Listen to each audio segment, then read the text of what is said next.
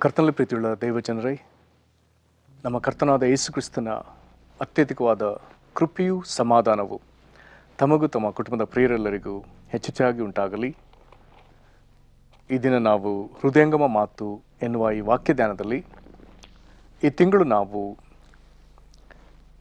ಯೇಸು ಕ್ರಿಸ್ತನ ಶಿಲುಬೆ ಶ್ರಮೆ ಕುರಿತು ಧ್ಯಾನಿಸುತ್ತಿರುವಲ್ಲಿ ಈ ದಿನಕ್ಕೆ ನಾವು ಓದಿಕೊಳ್ಳುವಂಥ ದೇವರ ವಾಕ್ಯದ ಭಾಗ ಯೆಶಾಯನ ಪ್ರವಾದನೆ ಗ್ರಂಥ 53ನೇ ಅಧ್ಯಾಯ 6-7 ವಚನಗಳು ಮತ್ತು ಮಾರ್ಕ 15ನೇ ಅಧ್ಯಾಯದ 15ನೇ ವಚನ. ಯೆಶಾಯ 53 6-7 ವಚನಗಳು. ನಾವೆಲ್ಲರೂ ಕುರಿಗಳಂತೆ ದಾರಿ ತಪ್ಪಿ ತೊಳಲುತ್ತಿದ್ದೆವು, ಪ್ರತಿಯೊಬ್ಬನು ತನ್ನ ತನ್ನ ದಾರಿಯನ್ನು ಹಿಡಿಯುತ್ತಿದ್ದನು. ನಮ್ಮೆಲ್ಲರ ದೋಷ ಫಲವನ್ನು ಯೆಹೋವನು ಅವನ ಮೇಲೆ ಹಾಕಿದನು.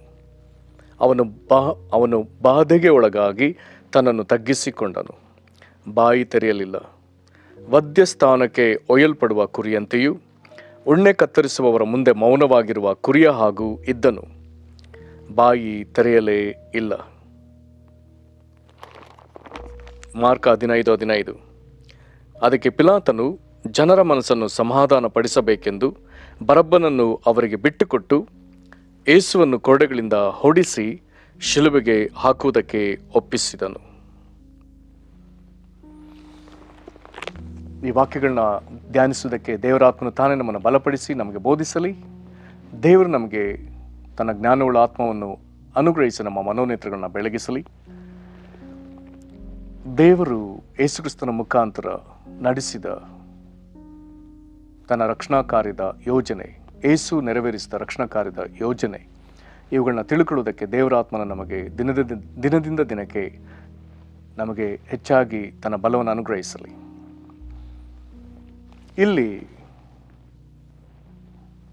ಯೆಶಾಯ 53ನೇ ಅಧ್ಯಾಯದಲ್ಲಿ ಯೇಸು ಕ್ರಿಸ್ತನ ಶಿಲುಬೆ ಶ್ರಮೆ ಕುರಿತು ನಾವು ಅನೇಕ ಸಂಗತಿಗಳನ್ನ ಗ್ರಹಿಸ್ತೇವೆ. ಇದರಲ್ಲಿ 6ನೇ ವಚನ ಮತ್ತು 7ನೇ ವಚನ, ಯೆಶಾಯ 53 6 ಮತ್ತು 7 ಎರಡೂ ವಚನಗಳಲ್ಲಿ ನಾವು ಒಂದು ಪ್ರಾಣಿಯ ಪ್ರಸ್ತಾಪವನ್ನು ನೋಡ್ತೇವೆ. 6ನೇ ವಚನದಲ್ಲಿ ಕುರಿ ಮತ್ತು 7ನೇ ವಚನದಲ್ಲಿ ಕುರಿ. ಆದರೆ 6ನೇ ವಚನದಲ್ಲಿ ಕುರಿಗಳಂತೆ ಬಹುವಚನ, 7ನೇ ವಚನದಲ್ಲಿ ಕುರಿಯಂತೆ ಏಕವಚನ. ಹಾಗಾದರೆ 6ನೇ ವಚನದಲ್ಲಿ ಕುರಿಗಳಂತೆ ಎಂಬುದಾಗಿ ಹೇಳುವಾಗ ಅದು ನಮ್ಮ ಕುರಿತು, 7ನೇ ವಚನದಲ್ಲಿ ಕುರಿಯಂತೆ ಎಂಬುದಾಗಿ ಹೇಳುವಾಗ ನಮ್ಮ ಕರ್ತನಾದ ಯೇಸುಕ್ರಿಸ್ತನ ಕುರಿತು ಇಲ್ಲಿ ಅದನ್ನು ಸಂಬೋಧಿಸಲಾಗಿದೆ. 6ನೇ ವಚನದಲ್ಲಿ ನಾವು ಮಾಡಿದ್ದು ಏನು, ಇದರ ಕುರಿತು ದೇವರು ಆತನು ಅದನ್ನು ಗಂಭೀರವಾಗಿ ತೆಗೆದುಕೊಳ್ತಾನೆ. ಹೇಗಂತೆ ಅಲ್ಲಿರುವಂಥ 3 ಸಾಲುಗಳಲ್ಲಿ 2 ಸಾಲುಗಳನ್ನ ಮೊದಲು ಓದಿಕೊಳ್ಳೋಣ. ನಾವೆಲ್ಲರೂ ಕುರಿಗಳಂತೆ ದಾರಿ ತಪ್ಪಿ ತೊಳಲುತ್ತಿದ್ದೆವು. 2ನೇ ಸಾಲು ಹೇಳ್ತದೆ, ಪ್ರತಿಯೊಬ್ಬನೂ ತನ್ನ ತನ್ನ ದಾರಿಯನ್ನು ಹಿಡಿಯುತ್ತಿದ್ದನು. ನಮ್ಮ 2 ಸ್ಥಿತಿಗಳನ್ನ ಅಲ್ಲಿ ಮಾತನಾಡ್ತದೆ. ಒಂದು, ನಾವೆಲ್ಲರೂ ಯಾರೊಬ್ಬರು ಇದರಿಂದ ಹೊರತಲ್ಲ, ಎಲ್ಲರೂ ಸೇರಿ ನಾವೆಲ್ಲರೂ ಕುರಿಗಳಂತೆ ದಾರಿ ತಪ್ಪಿ ಅಲೆದಾಡಿದವರು ಮತ್ತು ಬಾಧೆಪಟ್ಟವರು, ತೊಳಲಿದವರು ಎಲ್ಲರೂ. ಮತ್ತೆ ನಮ್ಮೆಲ್ಲರ ಕುರಿತು ಇನ್ನೊಂದು ಮಾತು ಬರ್ತದೆ. ಈಗ ನಾವೆಲ್ಲರೂ ಎನ್ನುವಂಥ ಪದಕ್ಕೆ ಬದಲಾಗಿ ಪ್ರತಿಯೊಬ್ಬನೂ ಎಂಬುದಾಗಿ ಮತ್ತೆ ಒಬ್ಬೊಬ್ಬರ ಕುರಿತು ನಿರ್ದಿಷ್ಟವಾಗಿ ಹೇಳುವಾಗ ಹೀಗೆ ಹೇಳ್ತಾನೆ, ಪ್ರತಿಯೊಬ್ಬನು ತನ್ನ ತನ್ನ ದಾರಿಯನ್ನು ಹಿಡಿಯುತ್ತಿದ್ದನು. ಇದರ ಅರ್ಥ ಮನುಷ್ಯರಾದ ನಾವು ಒಬ್ಬೊಬ್ಬರು, ನಾವು ಪ್ರತಿಯೊಬ್ಬರು ನಾವು ಸ್ವೇಚ್ಛಾಚಾರಿಗಳು ಎಂಬುದಾಗಿ ಹೇಳುವಾಗ ನಮ್ಮಿಷ್ಟಕ್ಕೆ ನಡ್ಕೊಳ್ಳುವವರು. ನಮ್ಮ ಅಧಿಪತಿ ಮತ್ತು ನಮ್ಮ ದೇವರು, ನಮ್ಮ ಒಡೆಯನು, ನಮ್ಮ ಕರ್ತನು, ಆತನು ನಮಗೆ ನೇಮಿಸಿಕೊಟ್ಟ ಮಾರ್ಗದಲ್ಲಿ ಆತನ ಕಟ್ಟಳೆ, ನಿಬಂಧನೆ, ನಿಯಮ ಇವುಗಳನ್ನ ಅನುಸರಿಸುವುದಕ್ಕೆ ಇಷ್ಟವಿಲ್ಲದೆ ನಮ್ಮದೇ ವಿಧದಲ್ಲಿ ನಾವು ಜೀವಿಸಲು ಇಷ್ಟಪಟ್ಟವರು ಅಥವಾ ಸ್ವೇಚ್ಛಾಚಾರಿಗಳು. ನಾವು ಈ ರೀತಿಯಾಗಿ ನಡೆದವರು. ಇಂಥವರಾದ ನಮ್ಮನ್ನು ಕುರಿತು ನಮ್ಮ ಕರ್ತನಾದ ಯೇಸು ಕ್ರಿಸ್ತನು ಆತನು ಭೂಮಿಗೆ ಬಂದಾಗ, ಅಂದರೆ ದೇವರು ಭೂಮಿಗೆ ಮನುಷ್ಯನಾಗಿ ಯೇಸು ಎಂಬ ಹೆಸರಿನಲ್ಲಿ ಕಾಣಿಸಿಕೊಂಡಾಗ, ಆತನು ಮತ್ತಾಯನು ಬರೆದ ಸುವಾರ್ತೆ 9ನೇ ಅಧ್ಯಾಯದಲ್ಲಿ ಆತನು ಒಂದು ದಿವಸ ಕಣ್ಣೀರು ಸುರಿಸ್ತಾನೆ. ಇಲ್ಲಿ ಮತ್ತಾಯ 9ನೇ ಅಧ್ಯಾಯದ 36ನೇ ವಚನದಲ್ಲಿ ಆತನ ಬಳಿ ಬಂದ ಬಹುದೊಡ್ಡ ಜನರ ಗುಂಪನ್ನು ಆತನು ಕಂಡು, ಅಲ್ಲಿ ಹೀಗೆ ಬರ್ತದೆ, ಆದರೆ ಜನರ ಗುಂಪುಗಳನ್ನು, ಒಂದು ಗುಂಪಲ್ಲ ಗುಂಪುಗಳನ್ನು ನೋಡಿ ಅವರು ಕುರುಬನಿಲ್ಲದ ಕುರಿಗಳ ಹಾಗೆ ತೊಳಲಿ ಬಳಲಿ ಹೋಗಿದ್ದಾರೆಂದು ಅವರ ಮೇಲೆ ಕನಿಕರ ಪಟ್ಟನು. ಇದನ್ನು ಕೆಲವು ಬೇರೆ ಭಾಷಾಂತರಗಳಲ್ಲಿ ಓದಿದರೆ ಇವರನ್ನು ನಡೆಸುವಂಥ ನಿಜವಾದ ಕುರುಬ ಅಥವಾ ಯಜಮಾನ ಇಲ್ಲ ಎಂಬುದನ್ನು ಯೇಸು ಕಂಡು ಆತನು ಅಲ್ಲಿ ಕಣ್ಣೀರು ಸುರಿಸ್ತಾನೆ, ದುಃಖ ಪಡ್ತಾನೆ, ವ್ಯಥೆ ಪಡ್ತಾನೆ. ಹಾಗಾದರೆ ಇದು ಮೊದಲೇ ದೇವರು ಯೆಶಾಯನ ಪ್ರವಾದಿಯ ಮುಖಾಂತರ ದೇವರು ತಿಳಿಸಿದ್ದಾನೆ. ದೇವರು ಇದನ್ನು ನೋಡಿದ್ದಾನೆ. ಆ ದೇವರು ಭೂಮಿಗೆ ಬಂದು ಯೇಸು ಎಂಬ ಹೆಸರಿನಲ್ಲಿ ಕಾಣಿಸಿಕೊಂಡಾಗ ಆತನು ಇದನ್ನು ನೇರವಾಗಿ ಕಂಡು ಆತನು ವೇದನೆ ಪಡ್ತಾನೆ, ಮನಮರುಗ್ತಾನೆ, ಕನಿಕರ ಪಡ್ತಾನೆ. ಹಾಗಾದರೆ ನಾವು ಈ ರೀತಿಯಾಗಿ ಸ್ವೇಚ್ಛಾಚಾರಿಗಳ ಒಂದು ಕಡೆ ನಾವು ಈ ಲೋಕದೊಳಗೆ ಕಳೆದು ಹೋದವರು, ಅಂದರೆ ದೇವರ ಕೈಯಿಂದ ತಪ್ಪಿಸಿಕೊಂಡು ಬಿಟ್ಟವರು, ದೇವರ ಸಂಸರ್ಗವನ್ನು ಅರಿಯದವರು ಅಥವಾ ಬಿಟ್ಟು ಬಿಟ್ಟವರು, ನಂತರದಲ್ಲಿ ನಮ್ಮದೇ ವಿಧದಲ್ಲಿ ಸ್ವೇಚ್ಛಾಚಾರಿಗಳಾಗಿ ಜೀವಿಸಿದವರು. ಹಾಗಾದರೆ ಇಂಥವರಾದ ನಮ್ಮನ್ನು ದೇವರು ನೋಡಿ ಅಸಹಿಸದೆ, ತಿರಸ್ಕರಿಸದೆ ಈಗ ಕನಿಕರ ಪಟ್ಟದ್ರಿಂದ ಆತನು ಏನು ಮಾಡಿದ? ಇಲ್ಲಿ ಯೆಶಾಯ 53:6ನೇ ವಚನ ಹೇಳ್ತದೆ, ನಮ್ಮೆಲ್ಲರ ದೋಷ ಫಲವನ್ನು ಯೆಹೋವನು ಅವನ ಮೇಲೆ ಹಾಕಿದನು. ಹಾಗಾದರೆ ತಂದೆಯಾದ ದೇವರಿಗೆ ಏನು ಮಾಡ್ತಿದ್ದಾನೆ? ತಾನು ಭೂಮಿಗೆ ಕಳಿಸಿಕೊಟ್ಟ ತನ್ನ ಮಗನಾದ ಯೇಸು ಕ್ರಿಸ್ತನ ಮೇಲೆ ನಮ್ಮ ದೋಷ, ನಾವು ದೇವರಿಂದ ಕಳೆದು ಹೋಗಿದ್ದ ದೋಷ, ತಪ್ಪಿಸಿಕೊಂಡಿದ್ದರ ದೋಷ, ನಾವು ಸ್ವೇಚ್ಛಾಚಾರಿಗಳಾಗಿ ನಮ್ಮದೇ ವಿಧದಲ್ಲಿ ದೇವರಿಗೆ ವಿರುದ್ಧವಾಗಿ ದೇವರನ್ನ ರೇಗಿಸುತ್ತಾ ಆತನ ಕೋಪವನ್ನು ಕೂಡಿಸಿಟ್ಟುಕೊಳ್ಳುತ್ತಾ ಬದುಕಿದ ಈ ವಿಧವನ್ನು, ಈ ದೋಷಗಳನ್ನು ದೇವರು ಏನು ಮಾಡ್ತಿದ್ದಾನೆ? ಈಗ ನಮ್ಮಿಂದ ತೆಗೆದು ಆತನು ತನ್ನ ಮಗನ ಮೇಲೆ ಹಾಕಿದ್ದಾನೆ. ಪ್ರೇರೆ, ಇದರಿಂದ ನಾವು ಸುರಕ್ಷಿತರು. ದೇವರು ನಮ್ಮ ದೋಷ ಫಲವನ್ನು ಆತನ ಮೇಲೆ ಹಾಕಿದ್ರಿಂದ. ಹಾಗಾಗಿ ನಾವಿಲ್ಲಿ ಮಾರ್ಕ 15:15 ಓದ್ತೇವೆ,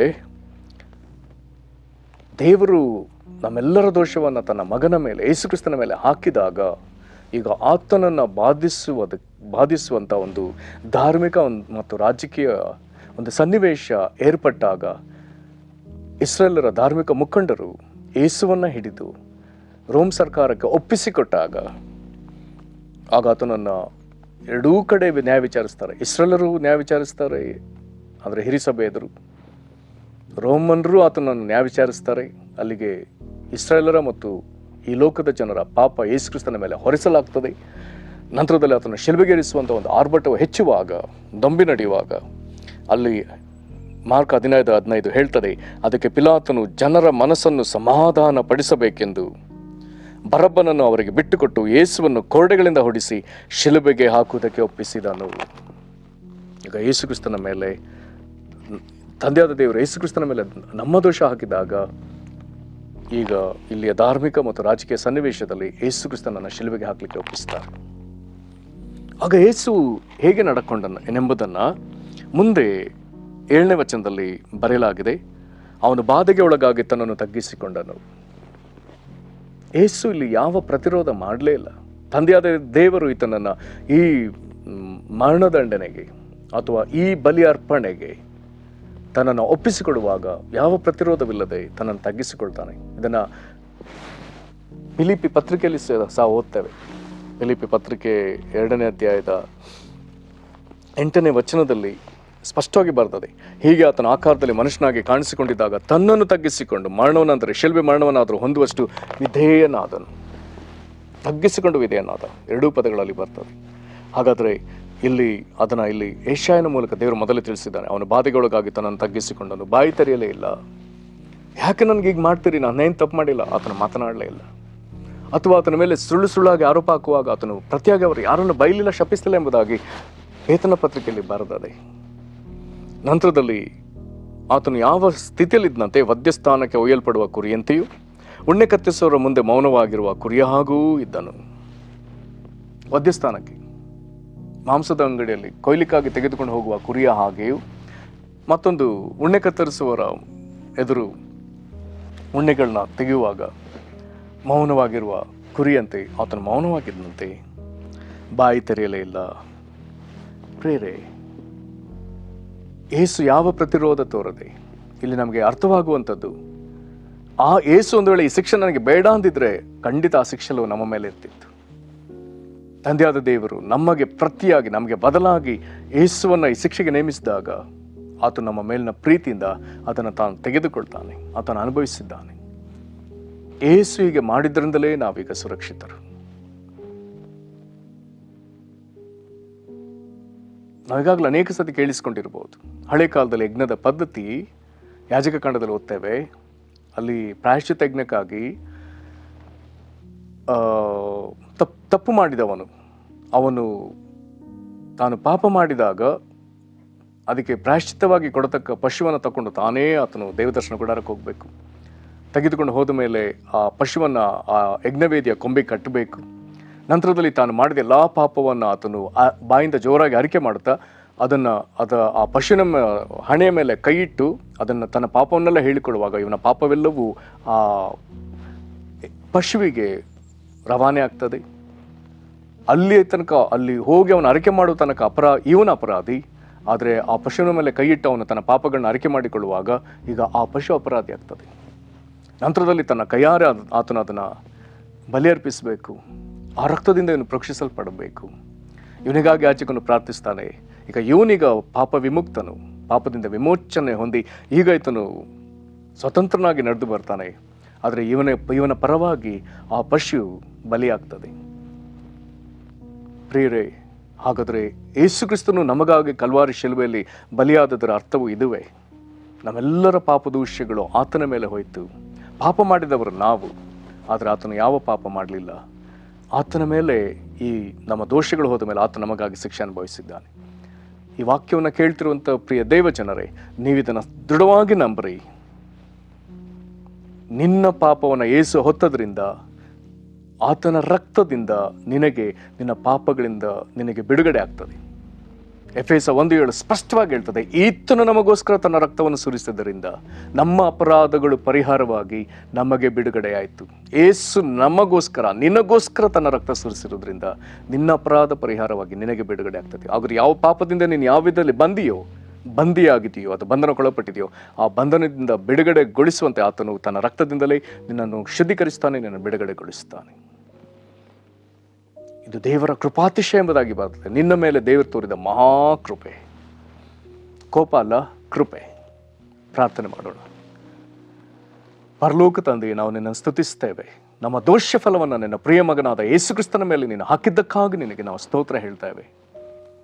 ಯೇಸುವೆ, ನೀನು ನಮ್ಮ ಪಾಪನ ಹೊತ್ತದಕ್ಕಾಗಿ ಸ್ತೋತ್ರ. ಯೋಹಾನ 1:29 ಪ್ರಕಾರ ಲೋಕದ ಪಾಪನ ಹೊತ್ತು ನಿವಾರಿಸುವ ನಿನ್ನ ದೇವರ ಯಜ್ಞದ ಕುರಿಮರಿಯಾಗಿದ್ದದಕ್ಕಾಗಿ ನಿನಗೆ ನಾವು ಸ್ತೋತ್ರ ಹೇಳ್ತೇವೆ. ತಂದೆ, ನಮ್ಮ ದೋಷ ಫಲವನ್ನು ನಿನ್ನ ಪ್ರಿಯ ಮಗನ ಮೇಲೆ ನೀನು ಹಾಕಿದ್ದಕ್ಕಾಗಿ ನಾವು ನಿನಗೆ ಸ್ತೋತ್ರ ಹೇಳ್ತೇವೆ. ಇದನ್ನು ನಾವು ನಂಬ್ತೇವೆ. ಯೇಸುವೆ, ನೀನು ನಮಗೋಸ್ಕರ ನಿನ್ನ ರಕ್ತವನ್ನು ಸುರಿಸಿದ್ರಿಂದ ನಮ್ಮ ಅಪರಾಧಗಳು ಪರಿಹಾರವಾಗಿ ನಮಗೆ ಬಿಡುಗಡೆ ಆಯಿತೆಂಬುದನ್ನು ನಾವು ಒಪ್ಪಿಕೊಳ್ತೇವೆ ಸ್ವಾಮಿ. ಕರ್ತನೆ, ಇದನ್ನು ನಂಬುವವರನ್ನ ಕನಿಕರಿಸು. ನಿನ್ನ ರಕ್ತ ಇವರ ಆತ್ಮ ಪ್ರಾಣ ಶರೀರಗಳನ್ನ ಶುದ್ಧೀಕರಿಸಲಿ. ಕರ್ತನೆ, ಇವರ ಮನಸ್ಸಾಕ್ಷಿ ಈಗ ಶುದ್ಧಿ ಹೊಂದಲಿ. ಎಲ್ಲ ನಿರ್ಜೀವ ಕರ್ಮಗಳಿಂದ ಇವರಿಗೆ ಬಿಡುಗಡೆ ಆಗಲಿ. ನಿನ್ನ ರಕ್ತ ಇವರನ್ನ ಜೀವುಳ್ಳ ದೇವರಾದ ನಿನ್ನನ್ನು ಆರಾಧಿಸುವವರಾಗುವಂತೆ ಮಾಡುವ ರಕ್ತ ಎಂಬುದಾಗಿ ಇಬ್ರಿಯ 9:14 ಬರೆದಿರೋ ಪ್ರಕಾರ ಇವರು ನಿನ್ನನ್ನು ಆರಾಧಿಸುವ, ಸೇವಿಸುವ ಜನರಾಗಿ ಮಾರ್ಪಡಲಿ. ಕರ್ತನ, ಇದೇ ವೇಳೆಯಲ್ಲಿ ನಾನಾ ದುಶ್ಚಟಗಳಲ್ಲಿ ಸಿಲುಕಿಕೊಂಡಿರುವಂಥ ನಿನ್ನ ಜನರಿಗಾಗಿ ನಾವು ಪ್ರಾರ್ಥಿಸ್ತೇವೆ. ಯೇಸು ಕ್ರಿಸ್ತನ ಹೆಸರಿನಲ್ಲಿ ಕರ್ತನೆ, ನಾನಾ ದುಶ್ಚಟಕ್ಕೆ ಒಳಗಾದವರು ಬಿಡುಗಡೆ ಆಗುವಂತೆ ಸಹಾಯ ಮಾಡ್ರಿ. ಯಾರು ಕರ್ತನ ದುಶ್ಚಟಕ್ಕೆ ಒಳಗಾದರೂ ಇದನ್ನು ನೋಡ್ತಿದ್ದಾರೋ ನಿನ್ನ ಮಹಾಕೃಪೆಯಿಂದ ಇವರಿಗೆ ಬಿಡುಗಡೆ ಆಗಲಿ ಸ್ವಾಮಿ. ನಿನ್ನ ರಕ್ತ ಅವ್ರನ್ನ ಈ ಬಂಧನಗಳಿಂದ, ದಾಸತ್ವಗಳಿಂದ ಇವರಿಗೆ ಬಿಡುಗಡೆಯನ್ನು ಕೊಡಲಿ. ಕರ್ತನೆ, ಇವರು ನಿನ್ನಲ್ಲಿ ನೀತಿವಂತರಾಗಿ ಇವರು ಕ್ರಿಸ್ತನಲ್ಲಿ ಸ್ವತಂತ್ರರಾಗಿ ಜೀವಿಸೋದಕ್ಕೆ ನಿನ್ನ ಕೃಪೆ ಉಂಟಾಗಲಿ. ನೀನು ಇವನ್ನ ಕನಿಕರಿಸು. ಹಾಗೆ ನೀನು ಮಾಡುವುದಕ್ಕಾಗಿ ಸ್ತೋತ್ರ. ಯೇಸು ಕ್ರಿಸ್ತನ ಹೆಸರಲ್ಲಿ ಬೇಡದೇವೆ ನಮ್ಮ ತಂದೆಯೇ, ಆಮೇನ್. ಕರ್ತನು ನಿಮ್ಮನ್ನು ಕನಿಕರಿಸಲಿ. ವಂದನೆಗಳು.